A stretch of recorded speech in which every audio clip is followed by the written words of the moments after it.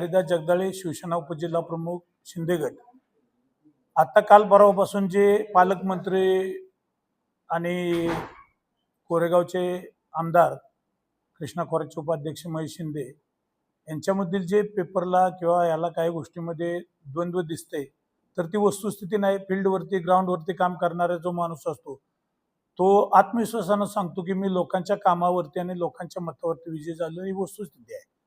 आणि ही काही गोष्टी एक शिवसैनिक म्हणून मी वरिष्ठांच्या काही गोष्टी कानावरती घातल्या, परंतु ज्या पद्धतीनं एक ज्येष्ठ मी कार्यकर्ता शिवसैनिक 84 पासून मी काम करतोय तर त्या गोष्टीवरती फोकस केला गेला नाही, म्हणून ही आजची पत्रकार परिषद आहे. ज्या पद्धतीनं महेश शिंदे तळागाळात काम जाऊन करतायत, परंतु त्यांनी ही धनुष्यबाणाच्या चिन्हावरती शिवसैनिक म्हणून आपण निवडणूक लढवली आणि निवडून आलाय, ही वस्तुस्थिती आहे. आणि ही वरिष्ठांनी वरिष्ठ पातळीवरून ही केली पाहिजे, चर्चात्मक तोडगा काढून विषय संपवला पाहिजे.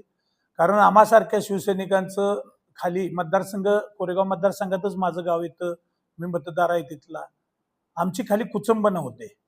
काही गोष्टी सामाजिक क्षेत्रात काम करताना, गोरगरिबी जनतेची कामं करत असताना, गावासाठी विकासासाठी कामं करत असताना लोकप्रतिनिधी स्थानिक असतो त्यांचा बरोबर समन्वय ठेवावाच लागतो.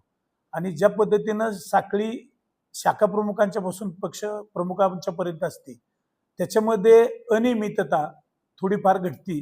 कारण ज्या ज्या वेळेला अगदी माजी जिल्हा प्रमुखांची नावं घेतली तर नरेंद्र पाटील असतील, नानासाहेब भोसले असतील, किसनराव नलावडे असतील, संभाजीराव देशमुख असतील, सुरेश गोडसे असतील, राजन चतुर असतील, अण्णा देशपांडे असतील, कुंभारदरे असतील, जुन्या काळातल्या लोकांनी जी पद्धतीनं विरोधात राहून शिवसेना चालवली आणि त्याच्यातून आता जे काही गोष्टी निग्लेक्ट केल्या जात आहेत, काही गोष्टी पदाधिकाऱ्यांना विश्वासात न घेता मिटिंग केली जाते, आवक जावक जी वाढते होते त्याच्यावरती जे विचार करायला पाहिजे तो करीत नाहीत.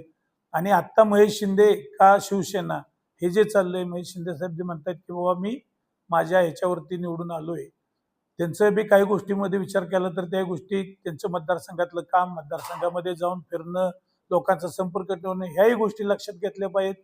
आणि यदा कदाचित पुढच्या भविष्याच्या 29च्या नुसार काही घटनात जर बदल होत असेल तर वरिष्ठांनी, पालकमंत्री असतील, पक्षप्रमुख असतील, पक्षनेते असतील, जिल्हा प्रमुख असतील, त्यांनी त्या पद्धतीनं आतापासून कामाला सुरुवात करायला पाहिजे आणि केल्याशिवाय जमणार. कोरेगाव मतदारसंघामध्ये जे काही विकास कामं चालू आहेत त्या पद्धतीनं आजच्या मितीला तर कोरेगाव मतदारसंघामध्ये महेश शिंदेचं पारडं जड आहे, निश्चित आहे.